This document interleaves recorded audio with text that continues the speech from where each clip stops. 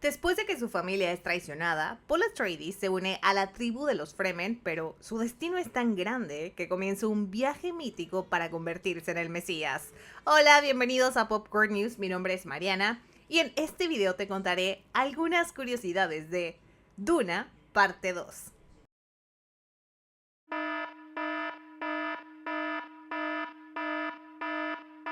Esta película se basa en la saga de libros homónima escrita por Frank Herbert que comenzó a publicar en 1965. Frank también era periodista y su inspiración nació de cuando investigaba sobre las dunas de Oregón para hacer un artículo para una revista. El artículo en sí nunca lo publicó, pero descubrió tanto material que de alguna manera le vino la inspiración para hacer esta historia que tampoco fue cosa sencilla, pues le tomó 6 años poder publicar el primer libro. Pero el director Denis Villeneuve decidió dividir este libro en 2 partes para garantizar que la historia original fuera contada de manera correcta. Cabe mencionar que la versión de Denis Villeneuve no fue la primera adaptación de Dune. La primera vez fue llevada al cine en 1984 por David Lynch, quien solo abarcó el primer libro y aunque fue un fracaso en taquilla, hoy en día es considerada una película de culto. De ahí le siguió una serie de televisión en los años 2000 y bueno, tampoco podemos dejar fuera al director Alejandro Jodorowsky, quien en realidad fue quien hizo el primer intento por adaptar esta historia en los años 70 y aunque no pudo llevarlo a cabo por cuestiones financieras, al final terminó desarrollando un documental sobre Dune. Y aunque David Lynch, el director de Dune de 1984, dice odiar su película y recordarla como un verdadero dolor de cabeza por los constantes desacuerdos que tuvo con el estudio, esa fue la cinta que marcó a Denis Villeneuve y la que lo hizo ir corriendo a leer el libro con el que se terminó obsesionando tanto que con solo 12 años comenzó a escribir una adaptación. Así que cuando se enteró de las intenciones de Legendary Entertainment de querer hacer una nueva versión, no dudó en apuntarse. Y fue tal su entusiasmo que eso fue lo suficientemente convincente para la productora para darle el proyecto. Sin embargo, quiso hacerlo una vez que tuviera la experiencia necesaria con la ciencia ficción, así que esperó a terminar sus películas La Llegada y Blade Runner 2049 para poder sentirse preparado para así tomar este reto. Creo que una de las cosas que más resaltan esta cinta son sus impresionantes escenarios y para recrearlos filmaron en sitios como Statlandet, Noruega, para las imágenes del planeta Caladan. Las escenas desérticas del planeta Arrakis se rodaron en el desierto de Wadi Rum en Jordania y las formaciones rocosas donde los Fremen se refugian fueron filmadas en el desierto de Rub al-Khali en Abu Dhabi. Al Italia fue utilizada para las imágenes de la Casa Corrino y por último, en Budapest, grabaron en un estudio gran parte de las batallas. Realizar el diseño de los enormes gusanos de arena, que son las criaturas míticas de esta saga, fue una de las cosas más complejas. Imagínense, el puro diseño y descifrar su movimiento les tomó un año completo, y es que pusieron mucha atención al detalle en cómo luciría, la textura de su piel, su boca, su manera de comer y hasta cómo debía moverse. Para empezar, querían que pareciera una cosa prehistórica, por eso es que la primera vez que lo conocemos es a través de un mural. El gusano fue creado con CGI y para la textura de su piel se basaron en la corteza de los árboles y las marismas.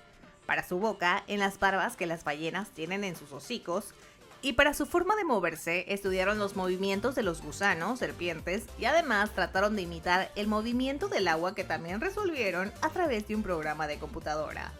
Sin embargo, cuando tocó rodar las escenas en las que los Fremen los montan, el gusano no había sido construido en su totalidad, sino solo una pequeña parte de él, así que colocaban a los actores en una plataforma, y a ellos les tocaba imaginarse cómo sería, y dicen que esto les tomó meses.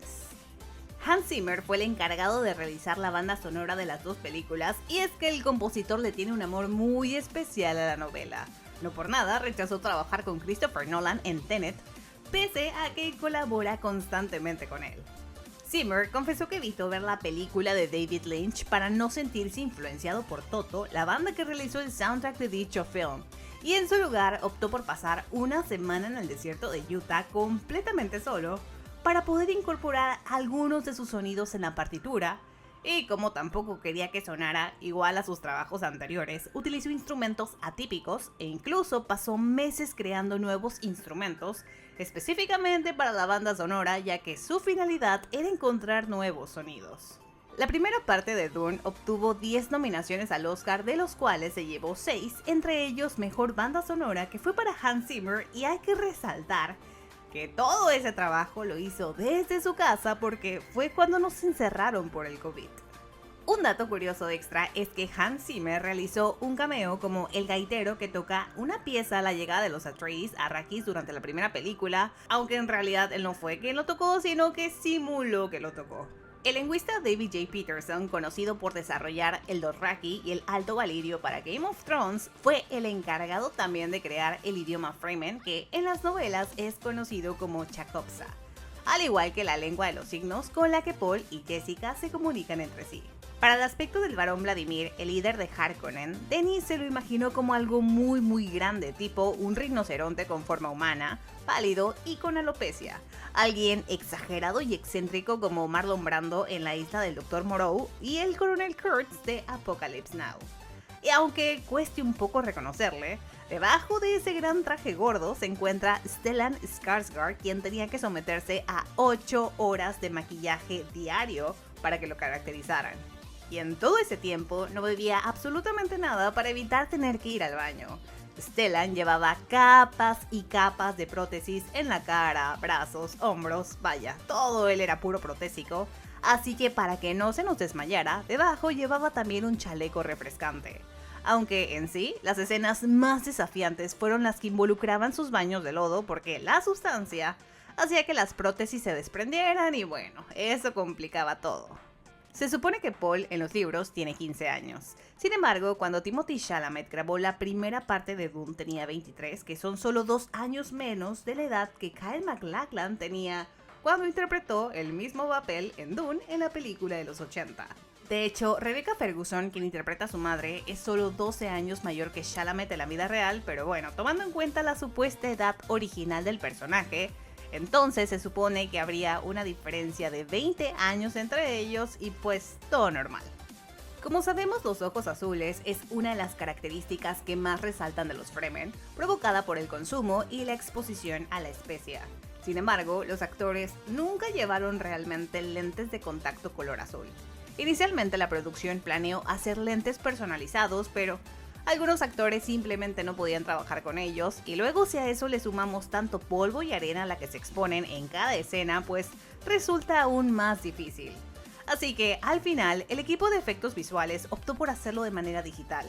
De hecho, para la segunda película desarrollaron un software automático que detectaba ojos y a todos los personajes se los ponía azules, no importaba quién fuera, y luego los eliminaban. Y aunque suena mucho trabajo, eliminar era mucho más fácil que agregar el efecto a uno por uno.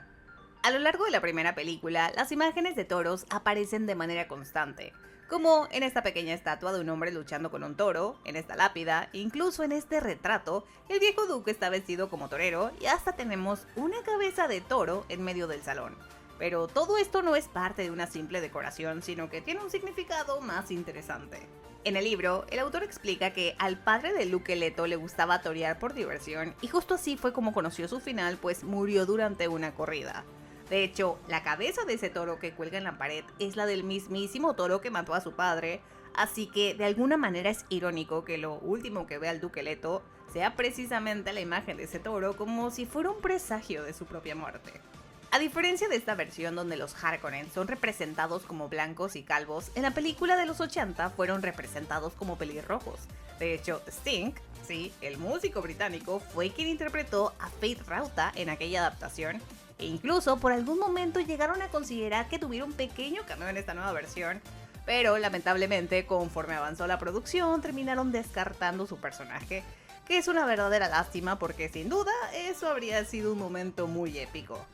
La pequeña y misteriosa conversación que Paul sostiene con el Dr. Yue en realidad no es tan misteriosa porque el idioma que hablan no es de otro mundo sino chino mandarín. Lo que es curioso porque en los libros de Herbert, aunque sí se mencionan idiomas antiguos de la Tierra, el mandarín no era uno de ellos. Pese a que Dune se ambienta miles de años adelante, su tecnología no es tan avanzada como imaginaríamos. De hecho, no hay computadoras por ningún lado y la razón es bastante sencilla. Y es que hace muchísimos años atrás hubo una gran guerra contra la inteligencia artificial, máquinas pensantes y todo tipo de robots luego de que esclavizaran a los humanos. Así que después de vencerlos, toda máquina de ese estilo fue prohibida y la humanidad prometió no crear jamás nada similar para evitar un hecho igual. Sin embargo, lo más cercano a ello que existe son los Mentats, que son como supercomputadoras humanas capaces de realizar cálculos similares a los de las máquinas, y no solo eso, sino que también tienen una gran capacidad de memoria y detectan posibles amenazas. De hecho, cada una de las casas nobles tiene a su propio Mentat a su servicio. Tifferhout era el de la casa Atreides y por eso es que pone los ojos en blanco cuando se pone a hacer cálculos. Y aunque el destino de Tifferhout en la primera parte quedó incierto, la realidad es que en la novela este personaje sobrevive al ataque y es relevante porque después comienza a trabajar para los Harkonnen, rastreando nada más y nada menos que a Muad'Dib sin imaginarse que se trataba de Paul, lo que lo conduce directo a su muerte tras negarse a matarlo. Por eso es extraño que no esté en esta segunda parte. Sin embargo, el director explicó que tomó esta decisión porque prefirió centrarse en la historia de la hermandad Bene Gesserit, que al final fue una decisión bastante dolorosa porque dijo adorar al personaje. Pero Tiffer no fue el único ausente, sino que también dejaron fuera a otros personajes que tienen cierta relevancia, como el conde Casimir Ferrin, que es el Mentat de la casa Corrino, amigo y consejero del emperador, y sí, también esposo de Lady Margot, a quien le permitió tener un encuentro con Fate para que engendrara a su hijo. Ferrin en los libros es tan allegado al emperador que una vez que Shaddam es exiliado por Paul, él decide unirse al emperador en su retiro forzoso. Se especula que este fue el personaje que Tim Blake Nelson interpretó, pero que fue eliminado en el corte final. Las películas tampoco abordan las consecuencias que tuvo el hecho de que Paul matara a Jamis, y es que resulta que en la tradición Fremen todas las posesiones de Jamis, incluyendo su esposa, pasan a pertenecer a Paul, quien debe hacerse cargo de ella ya sea como esposa o sirvienta. En la novela, Paul acepta a Hara como una sirvienta, quien luego pasa a convertirse en la niñera de Alia, su hermana. Debido a que Zendaya estuvo en la mayoría de los pósters de la primera cinta y cobró una cantidad considerable, uno pensaría que era la protagonista. Y sí, pero al menos no en la primera parte, pues para nuestra sorpresa solo tiene como 10 minutos en pantalla y ya su gran papel viene en la segunda parte. El director volvió a repetir justo esta misma fórmula con el papel de Florence Pugh, a quien solo nos presentó para preparar el terreno, porque si hay Dune 3, la princesa Irulan se convertirá en uno de los personajes más importantes de la saga. Dune Parte 2 continúa directamente después de los eventos de la primera película. De hecho, en general, a lo largo de la cinta no transcurre mucho tiempo, sino solo un par de meses, a diferencia del libro donde hay un salto en el tiempo de 2 años. Y es justo durante ese periodo que Paul se convierte en parte de los Fremen, pasa su ascenso como líder y también su relación con Chani. Sin embargo, la película se desarrolla más rápido y nos da una versión mucho más resumida, ya que todo esto sucede en cuestión de solo meses, a juzgar por el embarazo de Lady Jessica. Giedi Prime, el planeta de los Harkonnen, destaca del resto de la película porque, extrañamente, todo ahí es en blanco y negro. Si bien en el libro no se especifica que este lugar luzca así, y aunque hay muy poca información sobre Giedi Prime, el director tomó inspiración de la misma novela. Recordemos que el libro nació de un artículo, entonces hubo muchísima investigación sobre el impacto del ecosistema en los seres humanos, desde la naturaleza hasta las formas de supervivencia. Así que para este planeta, imagina un mundo industrializado, totalmente desconectado de la naturaleza, con un sol negro que, en lugar de iluminar todo y darle vida a las cosas como normalmente sería, se las quita y los está matando. Para que de esta forma nos diéramos una idea de su psique y cómo es que estas personas perciben la realidad representando su brutalidad y violencia. Ahora, pasando a aspectos más técnicos, este no es un blanco y negro común y corriente, pues buscaban algo inquietante y jamás antes visto. Así que al director de fotografía Greig Fraser se le ocurrió la idea de usar infrarrojo, cosa que fue más evidente durante la escena de la arena. De hecho, rodar esa escena fue todo un suplicio. Austin Butler, quien interpreta a Faye Rauta, contó que la temperatura era de 43 grados y estaban dentro de 2 escenarios de sonido que eran como 2 enormes cajas grises de 60 metros de altura, y luego, si a eso le sumamos su traje de neopreno y la gorra calva que llevaba, dijo que se sentía tan asfixiante como estar dentro de un horno de microondas. De hecho, contó que el calor era tan intenso que hubo gente que realmente se desmayó debido a ello.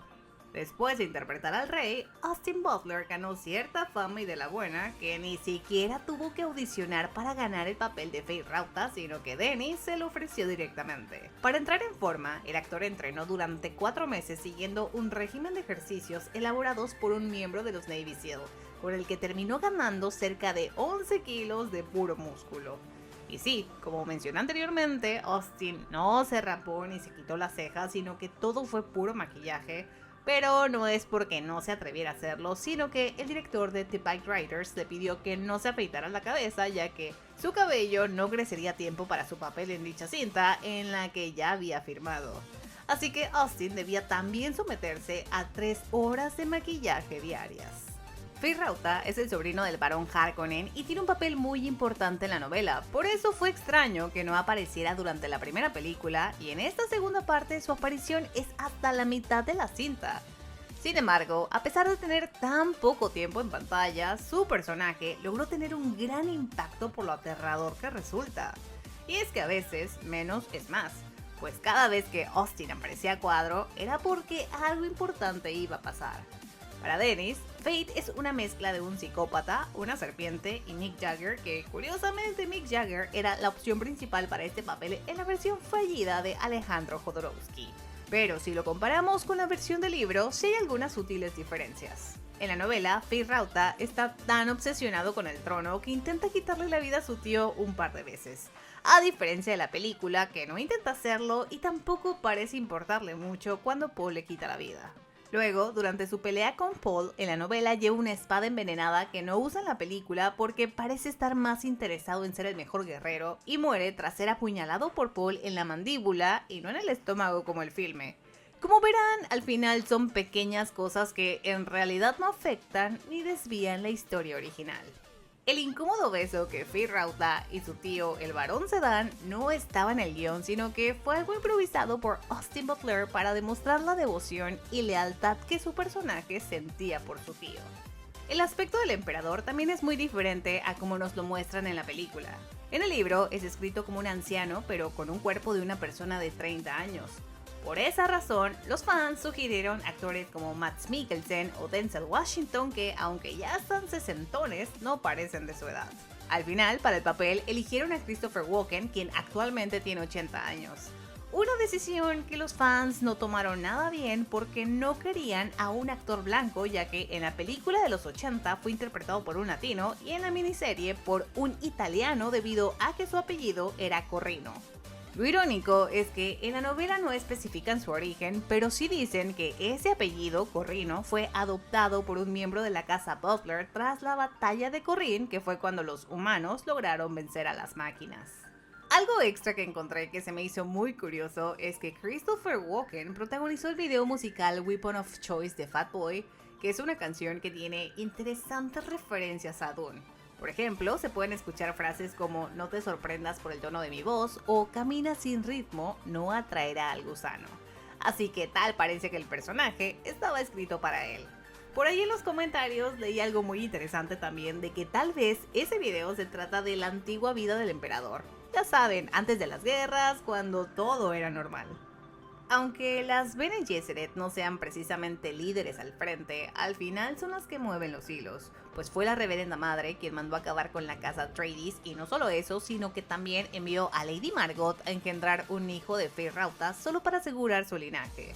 Pues debido al odio que existe entre las casas Atreides y Harkonnen y que Faye y Paul son los herederos de dichas casas, existe el riesgo de que sean asesinados, así que envía a una de sus discípulas, que es Lady Margot, para que lo seduzca y conciba a su hijo. Y no estaba nada equivocada, ya que ahora que Fade, Glossurraman y su tío, el barón Harkonnen, están muertos, el único que queda es ese hijo no nacido de Lady Margot.